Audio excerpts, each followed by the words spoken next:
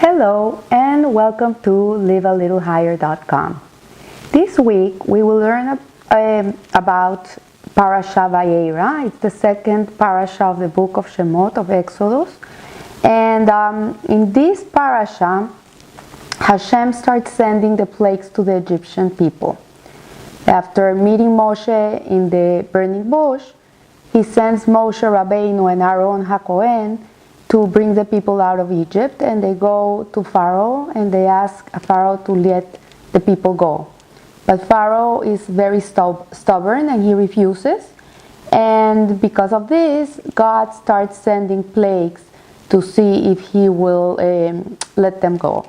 So Rabbi Nachman of Breslov says that there is a thief inside of us. Mitzrayim, or Egypt, is constriction, is restriction, is boundaries, is confinement.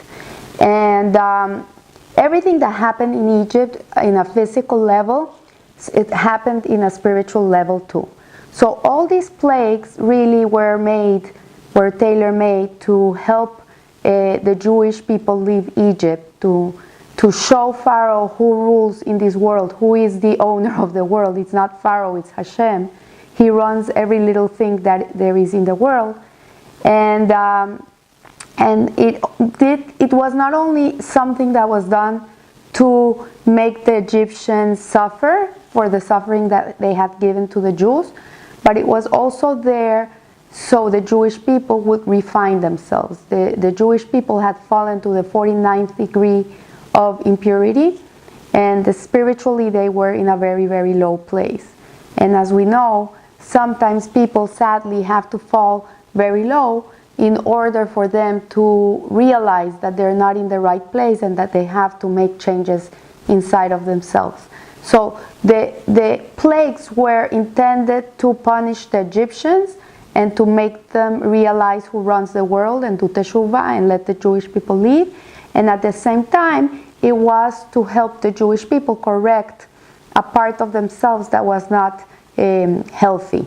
So Rabbi Nachman of Breslov, he says that we all have a thief inside of us. It's called the Yetzer Hara, the evil inclination, that steals from us the pleasure of life.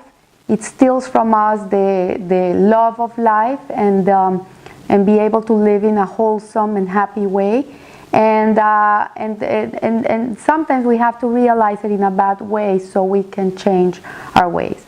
So the Torah is a blueprint of life. It's a way of life. It teaches us how to live. It's a manual of refinement that teaches us how to think, how to speak, and how to act. And the 10 plagues are connected to the 10 sephirot, to the 10 emotional and intellectual attributes that each one of us possess. And each one of the plagues is connected to one of these attributes. So this week the parasha presents the first 7 plagues, which are connected to our emotional sephirot. And for those of you who don't know them, they're Hesed, which is kindness, and there comes Gevura, which is boundaries, strictness, judgment. Then we have Tiferet, which is compassion, beauty, harmony.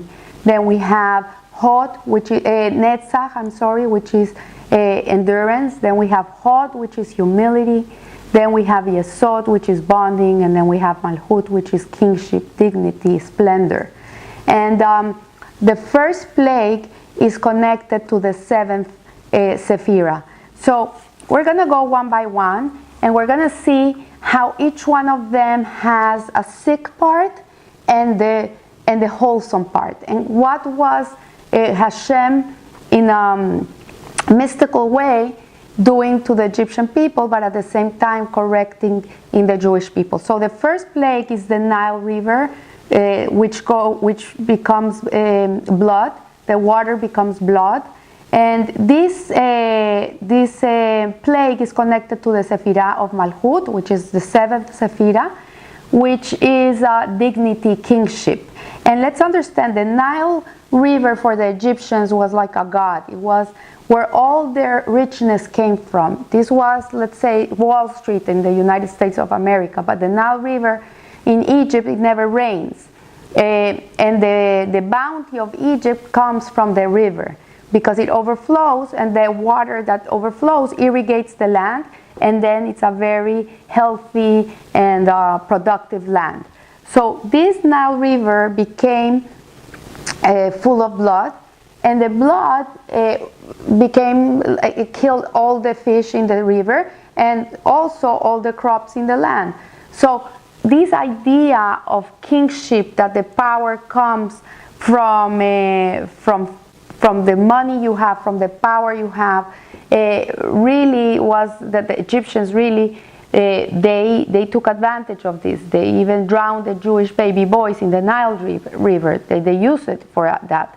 So from here we see how power can become so corruptive. It can become corruption, and it can empower people to overpower people, and to mistreat them and harm them and do wrong to them. And we see so many regiments today of wicked people, for example Syria, where the power of the rulers have really caused a lot of pain in the people, in the human beings that live in these places.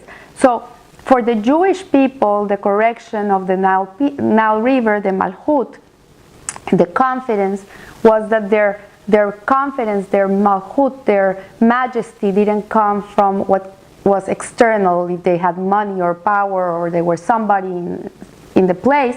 It came really from knowing who they were, from knowing that they are the children of God, and that they are loved by Hashem, and that this is where their confidence should come from. And we have to remember they were in a place where they had no self-confidence at all. They were slaves. And a slave mentality, you're worth zero. So Hashem was trying to build them up to show them that they were very much worthy, that they were so worthy that He was willing to help them get out of Egypt. That for Hashem, the Jewish people were like gems, and He was doing all this for them. So the second plague was the plague of frogs. And frogs is connected to the Sephirah of Yesod, which is bonding. And these frogs, if you look at the frogs biologically, they are cold-blooded animals. They are amphibious creatures. So they live in water. They put their eggs in cold water in the pocket holes of the lakes and the rivers, and they put it there, and the eggs, they hatch by themselves. They are never taken care of by their parents. They never know who their parents are. So this plague of the frogs showed the symbol of coldness and lack of empathy and passion. And it says in the Torah that when the frogs, the plague of the frogs came, like they were everywhere. Like you would open your oven and it was full of frogs. You couldn't even cook a meal because they were everywhere, in your bed, in your bathroom, in your ovens, everywhere. Imagine if you have ants in your house and you go crazy, imagine having frogs. So this plague was to show the Egyptians, to punish them for their lack of humanity, their lack of love and warmness to other human beings. They had felt nothing for the Jews. They didn't care if they were suffering. And also the Jews, because of all that suffering, they had also become very cold people. They didn't care if the other one was suffering, because they were all suffering. So if they saw a Jewish brother or sister that was in need, they wouldn't have the capacity to go and help them out, because they were so torn. So this plague of the frogs was designed to bring out the empathy in the Jewish people, and Hashem trying to teach them that you have to really care about other people. You cannot be a person that really looks at a per person and doesn't feel anything. Like when you go in the street, if you give or you don't give, it's secondary, but at least you should feel pain for the people that are in the streets.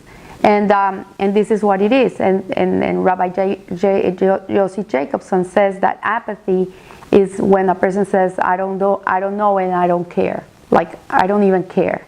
And when you're in that point, like, you really have to really look inside of yourself and look for that spark, that warmth inside of you that will allow you to feel for someone else. The third plague is lies, and lies is connected to hod. Hod is humility and submission. And what is unhealthy humility, which is the humility that the Jewish people felt in Egypt? The unhealthy humility is like you're a doormat. Everybody steps on it, everybody cleans their feet on it, and that person feels that he's a nobody. And this is not healthy humility. This is really lack of self-love. And healthy humility is when a person feels that everything he owes it to God. Like if you're intelligent and you're bright and you're charming and all these beautiful attributes that people possess, they have to understand that they didn't make themselves. It comes from Hashem. God gave it to you. And by knowing that you are the person you are because God made you that way for you to fulfill the purpose in which you were created, this will give you humility. And Moshe Rabbeinu was the example in the world of a humble person. And he was nevertheless the greatest leader that there has ever existed in the world. So humility doesn't mean that a person is not going to be a somebody. Humility means that you're a somebody because Hashem wants you to be that.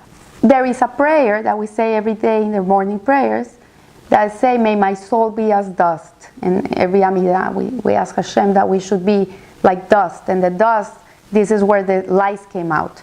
And till that plague, the Egyptians thought that what Moshe was doing was magic. But in reality, he was really doing Hashem's job. Because the Egyptians could do that with the sand. They could make it into lies.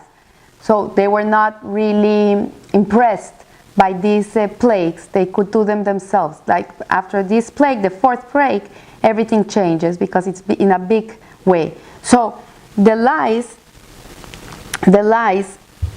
are animals that, as I said before, are takers and they're not givers.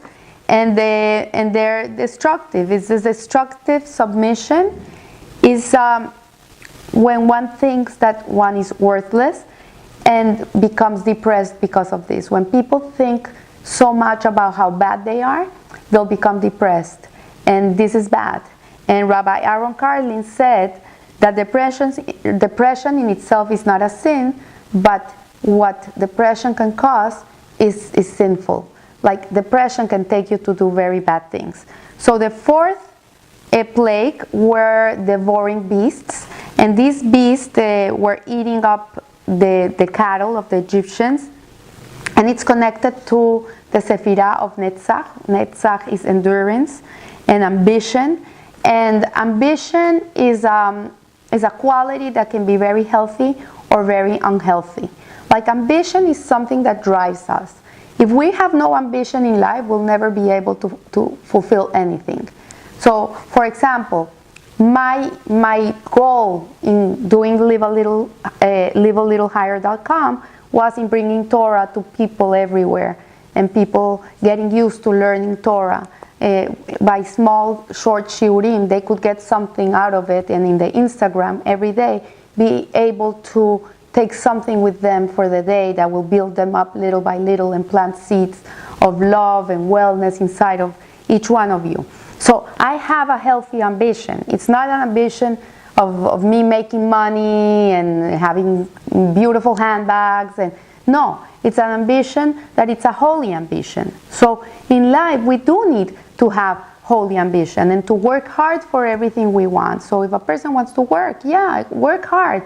Why do you want to work? Because I want to give a good life to my kids. I want to give them good education. I want to be able to take them on beautiful family trips. It's holy. Because the ambition is not geared to destruction and creating and destroying other people's lives. It's an ambition that is there to build up people's lives. And that's the difference. So you have to look at what drives you in life. If what drives you is something that is there to take you to a higher place and to take everyone around you to a higher place, then it's a very healthy ambition. But if your ambition is only there to to bring people down and to show that you're the power of the world and you want to be famous and rich and whatever, and you don't care about those around you, then it's not a healthy ambition. And the Egyptians had this unhealthy ambition. They wanted to rule over everybody. They didn't want the Jews to have a life. They didn't want them to be able to be productive and have nice lives. They just wanted to rule over them. So when ambition is not harnessed in a good and healthy way, it turns into beasts, and it kills, it eats everything around them. The fifth plague, it was an epidemic that killed the cattle also. And this is connected to the Sephirah of Tiferet. Tiferet is the most beautiful Sephirah of all of them. It's compassion, it's beauty, it's harmony. It's like the balance of Hesed and Gevurah, kindness and strictness. And compassion is more enduring than love, because compassion allows a person to love, to feel for another person, to have empathy towards another person. So for example, if someone is not behaving in the right way and it's causing you a lot of trouble and a lot of pain, you can go into compassion, you can go into Tiferet, and you can analyze. You see, why is this person behaving like this? What happened to him? What are his fears? What are his insecurities? What is making him be like that? And when you look at a person from that perspective, you will never get angry and you will never resent other people. Maybe you will get away from people that harm you, but you won't walk around the world with a dark cloud on your head, feeling resentment and anger towards others. And this is an epidemic. When people have a sick compassion towards others, it becomes epidemic. It kills you little by little, slowly by slowly, and very silently. And that's what an epidemic does. And it takes over everybody. So when a person breeds hate, then everybody gets attached to it. Like we saw it last week with the manifestations. Like people can talk and they have free speech and they can go and say what they feel and what they need and what they want in a healthy way. But when people start making rude comments and belittling other people and crashing businesses and ruining other people's property and other people's names, then this is a very sick compassion, because they're fighting for a reason, they're fighting for their rights, but at the same time they're like an epidemic and they kill other people, they harm other people. So this is the fifth. And the sixth plague is the boils, and it's connected to the Sephirah of Gevurah. Gevurah is judgment, is strictness, and the boils came into the bodies of the Egyptians very like fire, like very hot. I don't know if you've ever had chicken pox and you're burning all over. So this is the way they felt, and this also represents rejection. And I don't think there's a most painful feeling that a person can experience than rejection.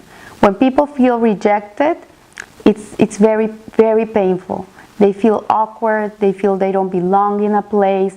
Little kids, when they're bullied in school, they suffer a lot. It's very, very painful. So these boils are cruel rejection, and it feels like fire. It feels like you're burning. Imagine if you go into a place and you feel rejected, your face is going to turn red because you're going to be humiliated. And the Torah says when you humiliate a person, it's like you killed him. When the blood goes up to the face, it's like if you killed them. So this is what the Egyptians did to the Jews. They humiliated them to such a degree that they felt rejected and unloved. And it's unhealthy in relationships. It destroys people. But we also need to have a sense of healthy rejection, and that is the Gevurah should be used to build boundaries around us and reject whatever causes us pain and whatever causes us trouble. We have to know what is good for us and what is not good for us. If there's company that is not good for us, we should always get far away from them, and toxic relationships, we should not allow them into our lives. So the rejection can be used both ways. And the last plague that we see in this parasha Vayera, which is connected to the Sephirah of Hesed, kindness, is the plague of hail. Hail was Hashem created these huge hail balls that were on fire, and they started falling over Egypt. And this is this hail is selfish love. In the Tanya, the Alter Rebbe talks about two types of love: a lower level of love and a higher level of love. So the lower level is I love you. I love you. It's about me. It's about how you make me feel. But there is a higher level of love, which is you I love, which is about you. And so this twisted mindset of love in the hail personification of the plague was that people sometimes do things for others because they think they love them. But the truth is you're doing them for yourself. You do because you love yourself. You're not thinking about what the other person needs.